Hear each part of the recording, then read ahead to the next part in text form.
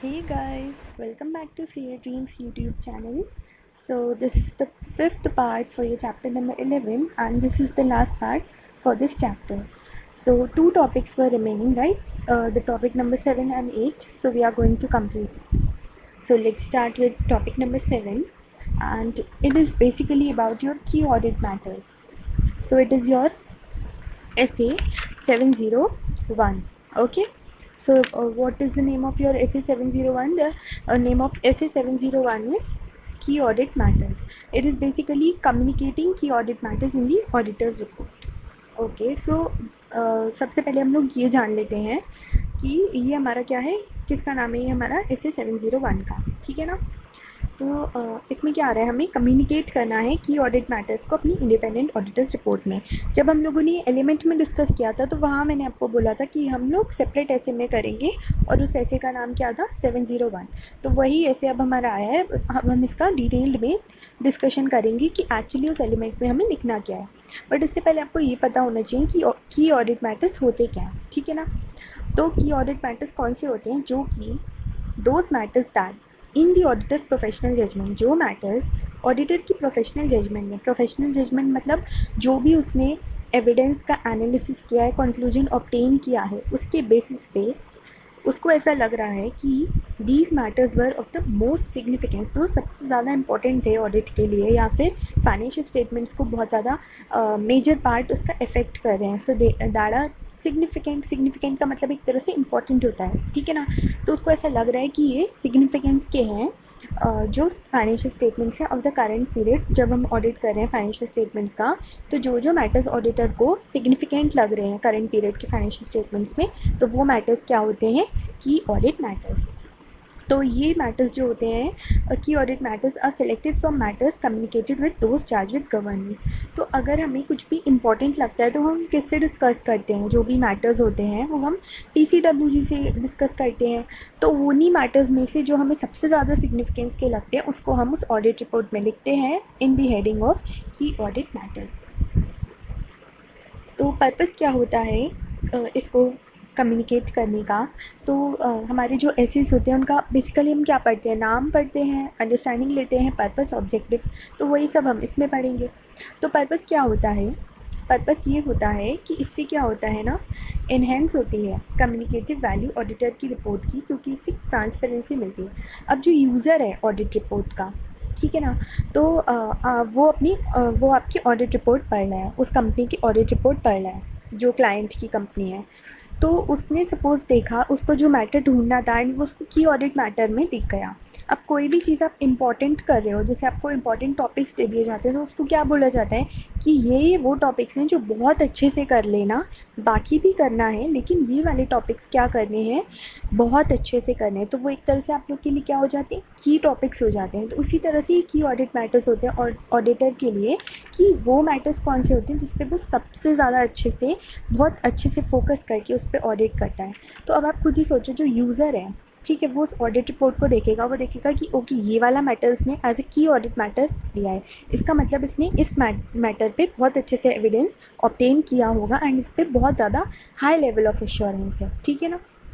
तो उसको क्या होगा, उससे ऑडिटर की जो रिपोर्ट है उसकी वैल्यू बढ़ेगी और एक ट्रांसपेरेंसी आ जाएगी। फिर साथ ही में communicating key audit matter provides additional information to intended users of the financial statement to assist them in understanding those matters that, जो मतलब उससे फिर साथ ही में ये भी पता लग जाएगा जो यूज़र होगा कि ये वाले जो मैटर्स हैं ना, ये ऑडिटर की प्रोफेशनल जजमेंट में सबसे ज़्यादा सिग्निफिकेंस के रहे हैं। तो communicating key audit matters may also assist intended users, not independent, intended users in understanding the entity and areas of significant management judgment in the audit of financial statements, ठीक है ना। तो वो मैटर्स भी कम्युनिकेट हो जाएंगे, साथ में क्या हो जाएगा, पर्पस, दो पर्पस हैं। एक तो कम्युनिकेट हो जाएंगे मैटर्स, जो हमारा ऐसे का नाम है वो ही है आपका एक तरह से पर्पस, कि हमें क्या करना है, ऑडिटर को जो लग रहा है कि सबसे ज़्यादा इंपॉर्टेंट है वो मैटर्स यूज़र्स को बताने। और हमारा फर्स्ट पर्पस क्या था कि ट्रांसपेरेंसी आएगी और ऑडिटर की रिपोर्ट की वैल्यू बढ़ेगी। चलिए अब let's move on to the objectives part. तो ऑब्जेक्टिव क्या है, ऑब्जेक्टिव ये है regarding key audit matters, the objective of auditor are to determine key audit matters. अब ऐसे को यूज़ कौन करता है? ऑडिटर करता है ऑडिट रिपोर्ट बनाने के लिए, है ना। तो ये ऐसे किस पे एप्लीकेबल है? ये ऐसे ऑडिटर पे एप्लीकेबल है, ठीक है ना। तो उसको क्या करना है, उसको उसके ये ऑब्जेक्टिव्स हैं, ऐसे की ऑब्जेक्टिव्स हैं कि ऑडिटर को ये हो जाए कि उसको क्या करना है, की ऑडिट मैटर्स को डिटरमाइन करना है और साथ ही में एक ओपिनियन फॉर्म करनी है। Communicating those matters by describing them in the auditor's report, मतलब वो एक तो क्या करेगा, की ऑडिट मैटर्स में उसकी वो लिखेगा कि ये की ऑडिट मैटर्स है और एक ओपिनियन भी उसमें उसी में ही लिख देगा, ठीक है ना। अभी एक पॉइंट आएगा, चलिए मैं तभी वो डिस्कस करूँगी। इसका ऑब्जेक्टिव क्या है? The objectives of auditor are to determine key audit matters. इसको की ऑडिट मैटर को डिटरमाइन करने हैं कि देखो ये मैटर्स मुझे सबसे ज़्यादा इंपॉर्टेंट लग रहे हैं अपनी प्रोफेशनल जजमेंट के अकॉर्डिंग और उस पर मैंने क्या करी है, ये ओपिनियन फॉर्म करी है। तो ये आपके उस एलिमेंट में आ जाएंगे जो की ऑडिट मैटर वाला एलिमेंट है, ठीक है ना। और ये साथ ही में हमें क्या करना है, कम्युनिकेट करना है, और इसलिए मैं क्या कर रहा हूँ, इन मैटर्स को कम्युनिकेट कर रहा हूँ अपनी ऑडिटर रिपोर्ट में, ठीक है। अभी मैं आपको ऑडिट रिपोर्ट दिखा दूँगी, जो इसमें इलस्ट्रेशन गिवन है ना आपकी बुक में, वो मैं आपको दिखा दूँगी, तो उससे आपको क्लियर हो जाएगा।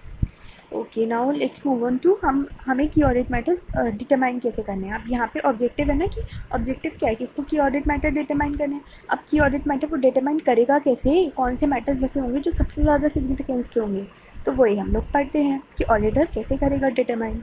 तो सबसे पहले तो अगर उसको लग रहा है कि हाँ बहुत ज़्यादा हाई रिस्क थी, ऐसे 315 क्या है, identification of risk and understanding of the entity and it's environment है। ये थोड़ा सा हो सकता है गलती हो रही हो बोलने में, बट मतलब तो यही है ना कि आइडेंटिफाई करना है रिस्क को।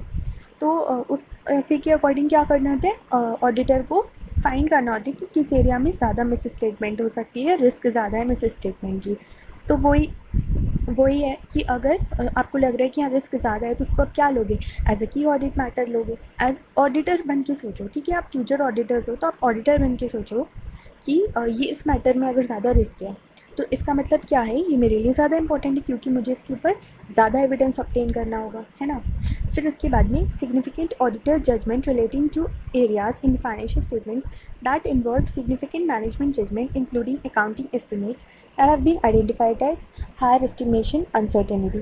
अब जिन अकाउंटिंग एस्टिमेट्स में ऑडिटर को लग रहा है कि इसमें ज़्यादा अनसर्टेनिटी हो सकती है, तो उसके लिए भी वो क्या सोचेगा कि इसमें मैक्सिमम एश्योरेंस में दे पाऊँ कि एक्चुअली कितनी है लेवल अनसर्टेनिटी की, मिलेगा या नहीं मिलेगा, ठीक है, क्या रहेगा इन अकाउंटिंग एस्टिमेट्स का। तो वो वाले जो भी मतलब मैनेजमेंट को लग रहा है, मैनेजमेंट की जजमेंट के अकॉर्डिंग उसको लग रहा है कि ये सारे अकाउंटिंग एस्टिमेट्स जो है इसमें क्या है, अनसर्टेनिटी है, तो वो ऑडिटर भी क्या लेके चलेगा, इंपॉर्टेंट, ठीक है। ऑडिटर के लिए भी क्या हो जाएगा, वो मैटर इंपॉर्टेंट हो जाएगा, बिकॉज हो सकता है कि वो अकाउंटिंग एस्टिमेट जो वो कंपनी की फाइनेंशियल स्टेटमेंट को अफेक्ट कर रहा हो, कंपनी की फाइनेंशियल पोजीशन को अफेक्ट कर रहा हो, तो इसलिए वो वाले जो मैटर्स हैं जो मैनेजमेंट की जजमेंट में इंपॉर्टेंट है, सिग्निफिकेंट है, तो वो ऑडिटर को भी क्या लेना पड़ेगा, सिग्निफिकेंट लेना पड़ेगा। मतलब उसको किस में लिखना होगा, वो अपनी ऑडिट रिपोर्ट में किस एलिमेंट में लिखना होगा, वो की ऑडिट मैटर वाली रिपोर्ट में। आई गेस आप लोग को एलिमेंट्स पता है, हम लोग क्या करते हैं, वेरियस हेडिंग्स दे देते हैं अपनी ऑडिट रिपोर्ट में एंड फिर उसके नीचे क्या लिखते हैं, कंटेंट लिखते हैं, ठीक है ना। जब हम ऑडिट रिपोर्ट बनाते हैं तो हमने एलिमेंट्स पढ़े थे 13 एलिमेंट्स, तो वही वाले, ओके। फिर इसके बाद में the effect on audit of significant events और transactions that occurred during the period. फिर साथ ही में अगर कोई सिग्निफिकेंट इवेंट हुआ है या कोई बहुत ज़्यादा इंपॉर्टेंट ट्रांजेक्शन हुआ है तो उसका क्या इफेक्ट रहा होगा और जो क्लाइंट है उसके फाइनेंशियल स्टेटमेंट्स में, तो हम उन मैटर्स को भी क्या लेंगे, की ऑडिट मैटर लेंगे। जैसे होता है ना कि एबनॉर्मल गेन हो गया या एबनॉर्मल लॉस हो गया, तो वो एक तरह से अगर कंपनी को सिग्निफिकेंटली अफेक्ट कर रहा है तो वो हम ऑडिट रिपोर्ट में भी लिखेंगे कि देखो इस जो ये करंट पीरियड है इसके फाइनेंशियल स्टेटमेंट्स में इस इवेंट की वजह से बहुत ज़्यादा इफेक्ट आ गया है, तो कंपनी की जो पोजीशन है वो या तो बहुत ज़्यादा बढ़ गई है या मतलब इफेक्ट बहुत अच्छे से हो गई है, तो वो मैटर्स भी हमारे लिए क्या हो जाएंगे, एज एन ऑडिटर इंपॉर्टेंट हो जाएंगे। तो कौन कौन से 3 मैटर हैं, क्या क्या, अगर उसमें रिस्क ज़्यादा है, अगर वो मैनेजमेंट की जजमेंट के अकॉर्डिंग सिग्निफिकेंट है, और थर्ड वाला क्या है, अगर कोई सिग्निफिकेंट इवेंट या ट्रांजेक्शन हो गया है तो उसका इफेक्ट, ठीक है, जो ड्यूरिंग द पीरियड मतलब करंट ईयर पीरियड। फिर उसके बाद में the auditor shall determine which of the matters determined in accordance with above stated para were of most significance in the audit of the financial statements of the current period and therefore are key audit matters. फिर उसके बाद में communicating key audit matter, तो auditor shall describe each की audit matter using N appropriate सब heading की audit matters. अब देखिए इसमें इन्होंने बोला है कि जो इंट्रोडक्टरी लैंग्वेज होगी, ये लैंग्वेज वो है जो हमें ऑडिटर की रिपोर्ट में लिखनी है, की ऑडिट मैटर्स कौन से मैटर हैं, वो जो और वही जो हम लोगों ने अभी पढ़ा था कि ऑडिटर की प्रोफेशनल जजमेंट में सबसे ज़्यादा सिग्निफिकेंस क्या है। And these matters were address, ये पता है कौन बोल रहा है, किसकी लैंग्वेज है, एक ऑडिटर की लैंग्वेज है और इसने अपनी ऑडिट रिपोर्ट में लिख रखा है। अभी मैं आपको उस इलस्ट्रेशन पर भी ले जाऊँगी। तो ये क्या बोल रहा है कि ऑडिट मैटर्स वो मैटर्स हैं that in the auditor's professional judgement were of most significance and these matters were address in the context of audit of financial statements as a whole and informing the opinion. मतलब हमने उन matters को लिखा है और साथ ही में opinion भी हमने यही फॉर्म कर दी है इन मैटर्स की। And the auditor does not provide a separate opinion on these matters. ये मैटर्स कौन से हैं, जो मैटर्स हम लोगों ने की ऑडिट मैटर्स लिखे हैं, ठीक है ना। तो जो हमने की ऑडिट मैटर्स लिखे हैं उन मैटर्स के अलावा, उन मैटर्स की जो भी ओपिनियन दी है हमने यहाँ के अलावा और कहीं नहीं दे रखी है, ठीक है। तो ये आपको इस स्टेटमेंट में इंक्लूड करना है। सॉरी, फिर उसके बाद में communicating key audit matters not a substitute for disclosure. अब मतलब ये कह रहे हैं कि चलो ठीक है, ऑडिटर ने क्या करा, वो कर दिया कि ऑडिट मैटर उसने लिख दिया कि ऑडिट मैटर्स में की ऑडिट मैटर्स लिख दिया, ठीक है, उस हेडिंग में। तो क्या ये सब्सटीट्यूट हो जाएगा, मतलब की ऑडिट मैटर उसने लिख दिए तो उसके बाद क्या ऐसा होगा कि फाइनेंशियल स्टेटमेंट्स जो हैं उनको financial statements that the applicable financial reporting framework requires management to make or that are otherwise necessary to achieve fair presentation। मतलब ये कि जो डिस्क्लोजर होगा फाइनेंशियल स्टेटमेंट्स में, तो क्या हमें ज़रूरत नहीं पड़ेगी उसको एप्लीकेबल फाइनेंशियल रिपोर्टिंग फ्रेमवर्क के अकॉर्डिंग।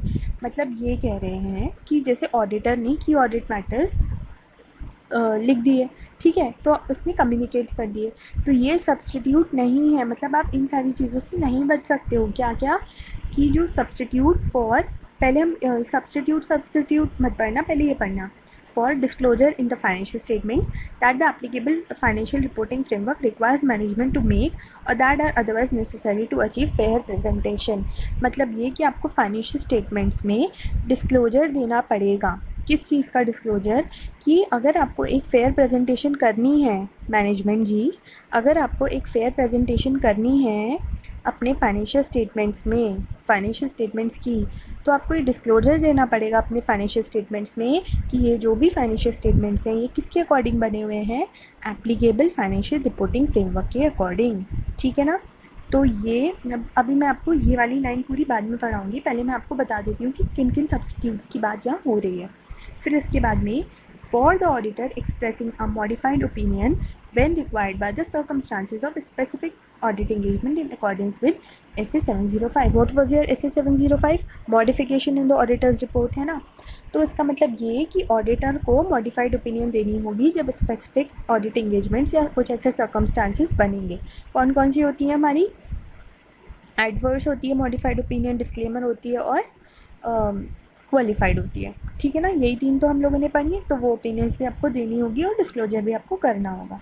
और उसके बाद में in accordance with SA 570 when a material uncertainty exist relating to events और conditions that may cast significant doubt on entity's ability to continue as a going concern. मतलब हमें report भी करना है एज पर SA 570। What is your SA 570? Going concern. Going concern वाले में हम लोगों ने क्या पढ़ा था कि अगर कुछ भी ऐसा आपको डाउट लग रहा है तो आपको क्या करना होगा, उसको लिखना होगा कि हमें ऐसा लग रहा है कि यहाँ डाउट है कि ये एंटिटी ज़्यादा लंबे टाइम तक नहीं टिक पाएगी।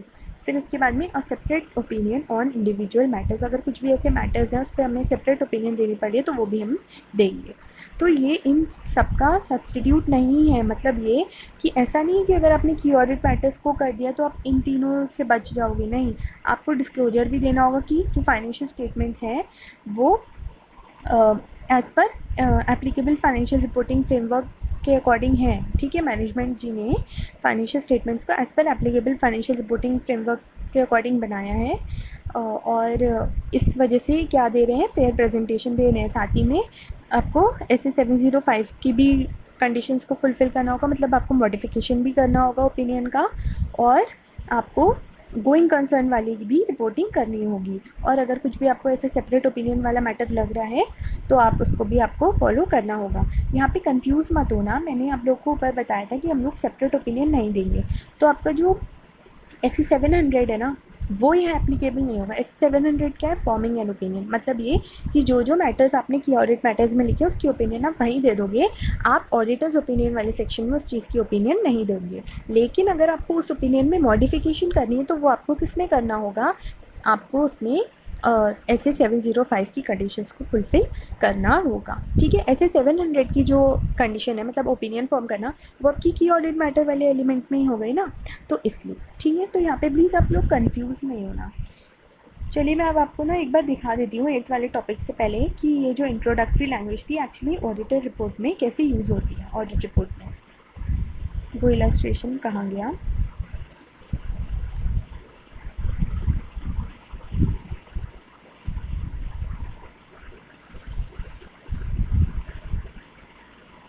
ये देखिए, वही सब लिखा है जो हम लोगों ने अभी पढ़ा था। In our professional judgement of one of the, ये आपका इस वाले पेज नंबर पे है।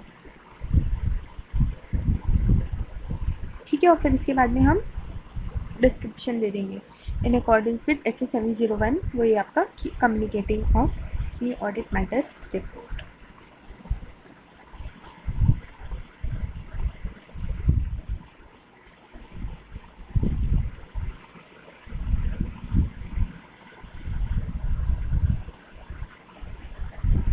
एक सेकेंड, मैं पानी पी लूँ प्लीज़, प्लीज़ एक सेकेंड होल्ड करिएगा।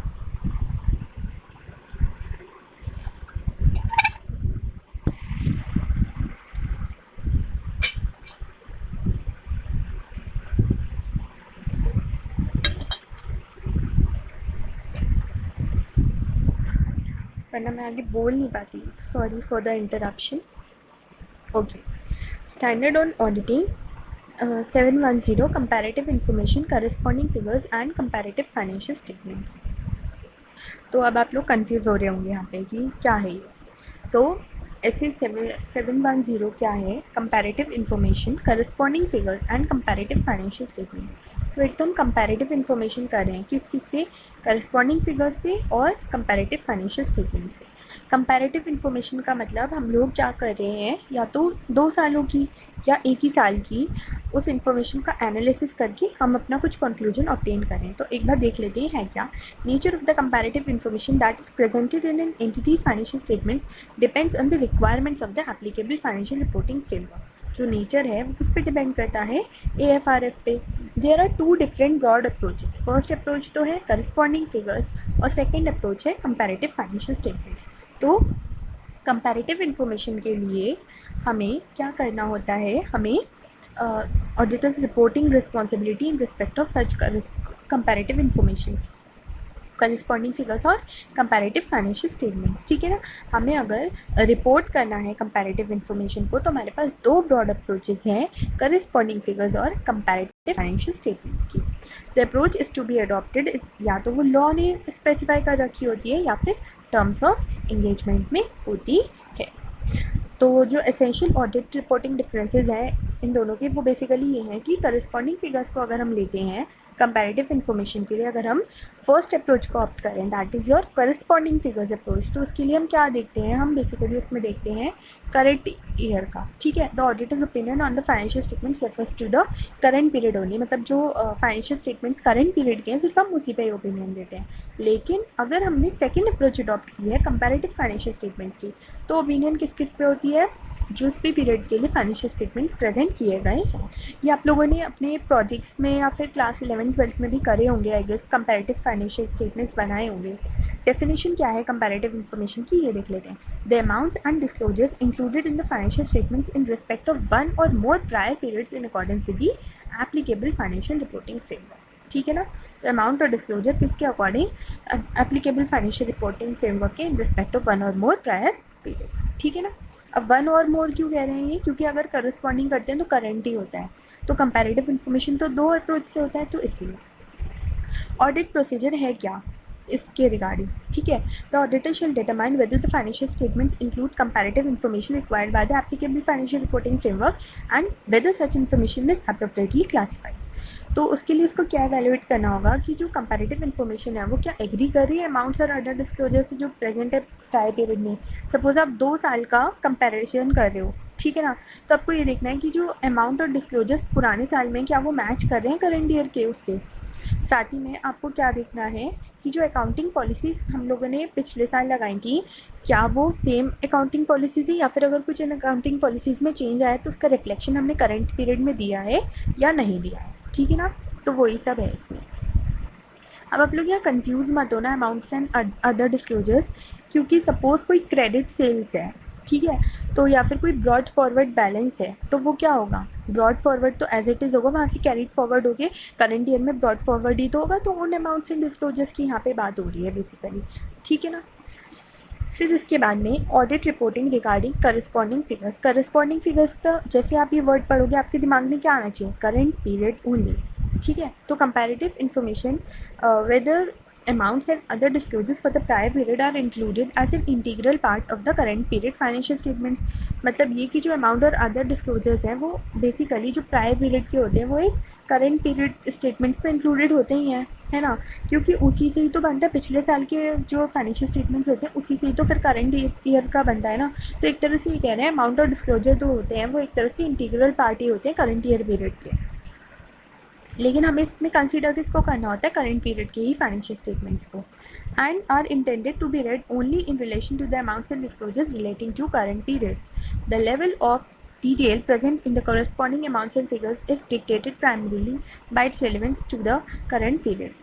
When corresponding figures are presented, the auditor shall not refer to the corresponding figures except in the following circumstances।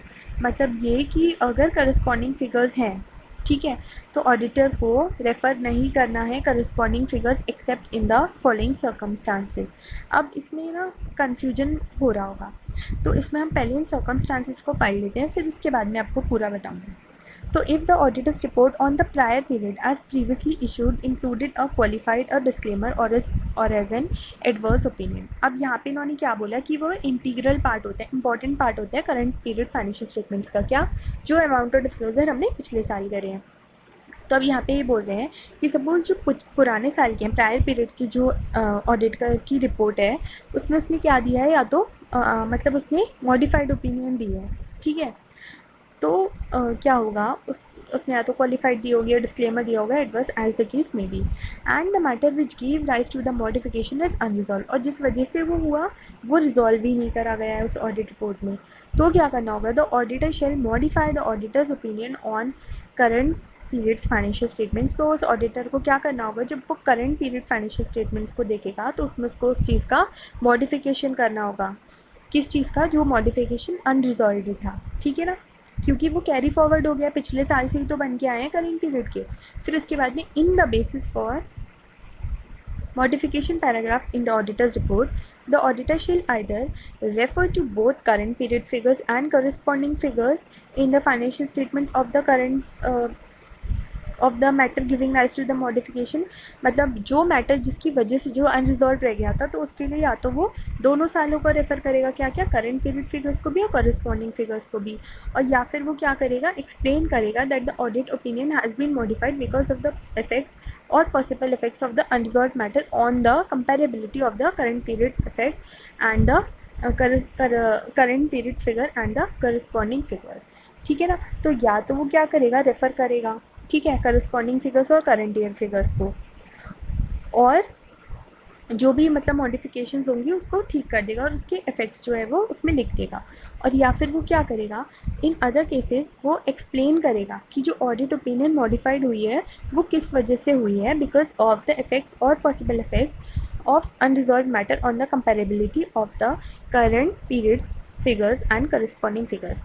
Please confuse मत होइए, देखिए यहाँ पे क्या है, यहाँ पे रिजॉल्व कर दिया है उसने, ठीक है ना, जो मॉडिफिकेशन अनरिजॉल्व रह गई थी ना पिछले साल में, तो ऑडिटर ने क्या करा है, करंट पीरियड में उसको रिजॉल्व कर दिया। क्या कर दिया, फिर से पढ़ते हैं, refer to both current period figure and corresponding figure in the description of the matter giving rise to the modification. जिस वजह से मॉडिफिकेशन आया था पिछले साल तो उसके लिए आपने क्या करा, रेफर करा दोनों की फिगर्स को। व्हेन द इफेक्ट्स और possible effects of the matter on the current period figures are material, जब मतलब इफेक्ट्स मटीरियल हैं तो आपने उसको क्या करा, आपने रेफ़र करा और उसको रिजॉल्व कर दिया, जो अनरिजॉल्व था उसको रिजॉल्व कर दिया। और अगर आपको लग रहा है कि इसके इफेक्ट जो है वो मटेरियल नहीं होगा इतना, जो अनरिजॉल्व रह गया था पुराने साल में मॉडिफिकेशन का मैटर, वो इतना ज़्यादा मटेरियल नहीं था, तो आप क्या करोगे इन अदर केसेस आप एक्सप्लेन कर दोगे कि इस अनरिजॉल्व मैटर का जो भी इफेक्ट है वो किस तरह से आपको इफेक्ट कर सकता है आपके करंट पीरियड फाइनेंशियल स्टेटमेंट्स को। बिकॉज जब हम इसको रेफ़र कर रहे हैं, जब हम करस्पॉन्डिंग फिगर्स को रेफ़र कर रहे हैं तो एक तरह से हम किसके लिए कंसर्न है, हम करंट ईयर से ही तो कंसर्न है ना। तो इसलिए यही बोल रहे हैं कि अगर पुराने साल में कुछ ऐसी मॉडिफिकेशन आई है वो साथ में अनरिजॉल्व रह गई है, तो अगर वो मटेरियल तो आप उसको क्या कर दोगे, रिजॉल्व कर दोगे, और साथ में आप क्या लिख दोगे कि ये मैटर है जिसकी वजह से मॉडिफिकेशन हुई है। और अगर मटेरियल नहीं लग रही है आपको तो वो आप क्या करोगे, उसमें आप इफ़ेक्ट्स लिख दोगे कि ये पॉसिबल इफ़ेक्ट्स जो हैं ये करंट ईयर और करस्पॉन्डिंग ईयर्स पे रह चुके हैं। मुझे यहाँ जो कन्फ्यूजन लग रहा है ना वो इस लाइन में लग रहा है। ये जो करस्पॉन्डिंग फिगर्स हैं, when corresponding figures are present the auditor shall not refer, ये जो करस्पॉन्डिंग फिगर्स है ना ये इसकी बात हो रही है प्रीवियस ईयर वाली की, ठीक है ना, जो पुराने साल की थी, प्रायर पीरियड वाली बेसिकली। तो अगर करस्पॉन्डिंग फिगर्स भी प्रेजेंट है तो हम उससे कंसर्न नहीं होंगे सिवाय इन केसेस के। पहला क्या था, अगर उन करस्पॉन्डिंग फिगर्स में मतलब प्रायर पीरियड की जो ऑडिट रिपोर्ट है उसमें क्या है, मॉडिफिकेशन है और वो मॉडिफिकेशन अनरिजॉल्व है, ठीक है। तो अगर मटेरियल होगा तो रिजॉल्व कर देगा और नहीं होगा तो उसका इफेक्ट लिख देगा, ठीक है। मटेरियल नहीं होगा अगर उसका इफेक्ट तो उस अनरिजॉल्व मैटर का वो इफेक्ट लिख देगा ऑडिटर। फिर उसके बाद में सेकेंड हम कब रेफ़र करेंगे किसको, करस्पॉन्डिंग फिगर को। करस्पॉन्डिंग फिगर मतलब प्रायर पीरियड वाली। If the auditor obtains audit evidence that a material misstatement exist in the prior period financial statements, अगर उसको लग रहा है कि कोई बहुत मटेरियल मिसस्टेटमेंट रही है पुराने साल में, तो वो मटेरियल मिसस्टेटमेंट क्या हो गई होगी, करंट ईयर में भी आ गई होगी, है ना। तो on which an unmodified opinion has been previously issued, material misstatement थी फिर भी हम लोगों ने क्या कर दिया, हमें एडवर्स ओपिनियन देना था और हमने क्या दे दिया, अनमॉडिफाइड ओपिनियन दे दिया। The auditor shall verify whether the misstatement has been dealt with as required under the applicable financial reporting framework. And if अगर ऐसा नहीं हुआ है, अगर उस misstatement को हमने framework के according नहीं deal किया है, तो हम क्या करेंगे, the auditor shall express a qualified opinion। तो वो क्या करेगा, वो फिर से उसको एक तरह से करेक्ट ही कर रहा है, उस पर क्या दे देगा, या तो क्वालिफाइड दे देगा और या फिर वो एडवर्स दे देगा। अगर उसको लगेगा परवेसिव नहीं है तो वो क्या दे देगा, क्वालिफाइड। अगर मटीरियल इन परवेसिव तो क्या दे देगा, एडवर्स दे देगा, ठीक है। तो अगर अनमॉडिफाइड है तो वो उसको मॉडिफाई कर देगा। और इसके बाद में अगर पुराने साल के ऑडिट ही नहीं हुए हैं, prior period financial statements audit ही नहीं हुए हैं, और आप क्या अप्रोच लेके चल रहे हो, आप लेके चल रहे हो करस्पॉन्डिंग फिगर वाली, तो ऐसे तो फिर गलत हो जाएगा ना, क्योंकि अगर वो ऑडिट ही नहीं हुआ है और उसमें कोई गलती थी वो पकड़ी ही नहीं गई और वो आपकी कैरी फॉरवर्ड हो गई करंट ईयर में, तो आप क्या करोगे अगर ऐसा केस रहा है, ठीक है। The auditor shell state in other matter paragraph, other matter paragraph में कर देगा, एक एम्फेसिस और अदर मैटर वाला था तो उस एलिमेंट में लिख देगा, क्या लिख देगा, in the auditor's report that the corresponding figures are unaudited. Such a statement does not, however, relieve the auditor of the requirement to obtain, वो उस स्टेटमेंट में लिख देगा, जो एलिमेंट है आपका अदर मैटर पैराग्राफ में, वो उसमें लिख देगा कि ये जो करस्पॉन्डिंग फिगर्स वाली रिपोर्ट जो है ये क्या है, इन द ऑडिटर्स रिपोर्ट जो करस्पॉन्डिंग फिगर्स थी वो क्या थी, अनऑडिटेड थी। तो such a statement does not however relieve the auditor of the requirement to obtain sufficient appropriate audit evidence. लेकिन ऐसा नहीं है कि अगर आपने ये स्टेटमेंट दे दिया तो आपको रिलीफ मिल जाएगा, नहीं, आपको क्या लेके चलना है, आप करस्पॉन्डिंग फिगर लेकर चल रहे हो, तो आपकी बेसिकली कंसर्न क्या है, करंट पीरियड के स्टेटमेंट्स है ना।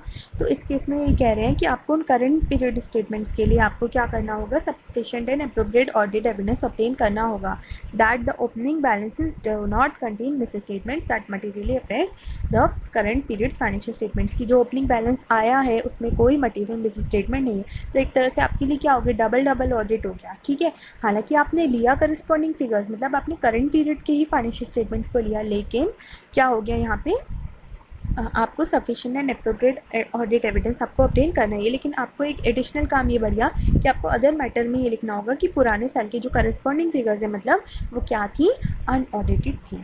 अब मैं आपको इसको ना एक बार रिकैप्चुलेट करा देती हूँ जिससे ना आपको कन्फ्यूजन ना हो। दो अप्रोच हैं, corresponding figure, comparative figure. Corresponding में हम क्या लेते हैं, करंट पीरियड ओनली। कंपेरेटिव में हम जितने भी सालों के लिए प्रेजेंट होते हैं फाइनेंशियल स्टेटमेंट सब ले लेते हैं। अब इसमें ये बोल रहे हैं कि हम वैसे तो इंटीग्रल पार्ट है प्रायर पीरियड के फाइनेंशियल स्टेटमेंट्स, ठीक है। तो प्रायर पीरियड को इन्होंने क्या बोला है, करस्पॉन्डिंग फिगर्स बोला है, और करंट ईयर को क्या बोला है, करंट ईयर ही बोला है। तो ये बोल रहे हैं वैसे तो इंटीग्रल पार्ट है, लेकिन हम किससे बेसिकली कंसर्न है, हम करंट पीरियड से ही कंसर्न है, क्योंकि हम क्या फॉलो कर रहे हैं, करस्पॉन्डिंग ऑडिट अप्रोच। ठीक है ना। तो ये बोल रहे हैं कि हम करस्पॉन्डिंग फिगर्स को, मतलब जो पुरानी फिगर्स हैं, तो हम उसको तब तक नहीं देखेंगे, प्रायर पीरियड के फाइनेंशियल स्टेटमेंट्स को हम तब तक नहीं देखेंगे जब तक कि फॉलोइंग कंडीशंस ना हो। एक तो प्रायर पीरियड में क्या हो, मॉडिफिकेशंस हो, और वो जो था वो अनरिजॉल्व रहा हो। ठीक है, क्या अनरिजॉल्व रहा हो, जिस वजह से वो मॉडिफिकेशन हुई थी वही मैटर अनरिजॉल्व रहा हो। तो आप क्या करोगे, अगर आपको लग रहा है कि इसका इफेक्ट मटीरियल है, क्योंकि आप किससे कंसर्न हो, करस्पॉन्डिंग फिगर्स वाले अप्रोच है, तो आप किससे कंसर्न हो, करंट ईयर से कंसर्न हो। तो इसलिए अगर आपको लग रहा है कि वो मटेरियल, तो आप क्या कर दोगे, उसको रिजॉल्व कर दो, और अगर लग रहा है कि मटेरियल नहीं है तो आप उसकी सिंपली इफेक्ट्स को स्टेट कर दोगे। फिर सेकंड क्या कंडीशन हो सकती है कि अगर उसमें क्या थी, मटेरियल मिस स्टेटमेंट थी जो पहले से आया, तो आप क्या करोगे, मटेरियल मिस स्टेटमेंट थी और अनमॉडिफाइड ओपिनियन दे दिया था पुराने फाइनेंशियल स्टेटमेंट्स वाली ऑडिट रिपोर्ट में, तो आप क्या करोगे, मॉडिफाई कर दोगे ऑडिट रिपोर्ट को। और साथ ही में अगर prior period financial statements unaudited थे, तो आपको अदर मैटर पैराग्राफ में लिखना होगा कि जो पिछले साल के हैं या करस्पॉन्डिंग फिगर्स जो हैं ये क्या रह चुकी हैं, अनऑडिटेड रह चुकी हैं। और फिर आपको ओपनिंग बैलेंस में ये भी देखना होगा कि यहाँ कोई मिस स्टेटमेंट तो नहीं है। ठीक है, अब हम आते हैं कंपैरेटिव फाइनेंशियल स्टेटमेंट्स में। प्लीज़ उस पर कन्फ्यूज़ मत होना। करस्पॉन्डिंग फिगर्स अप्रोच में क्या होता है, हम करंट ईयर फाइनेंशियल स्टेटमेंट से ही कंसर्न होते हैं, लेकिन हमें, क्योंकि हमारे जो करंट ईयर का बैलेंस होता है वो प्रायर पीरियड से ही आता है ना, तो इसलिए हमें यही देखना है कि हमारा उस पर कोई इफेक्ट ऐसा नहीं आना चाहिए। अगर इफेक्ट आ रहा है तो वो ये 3 सर्कमस्टांसेस हैं। इस केस में हमें पुराने साल का भी देखना पड़ेगा, पुराने साल का भी हमें उतना ही देखना है जितना हमारा करंट पीरियड में इफेक्ट आ रहा है। ठीक है, फिर उसके बाद में अब हम इसमें आते हैं, इसमें हम पुराने सालों का भी देखेंगे और करंट पीरियड का भी देखेंगे।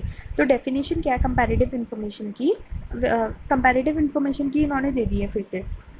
Comparative information where amounts and other disclosures are included for comparison with financial statements of the current period, but if audited are referred to in the auditor's opinion, the level of information included in those comparative financial statements is comparable with that of the financial statements of the current period. तो auditor को जो है हर period को refer करना है।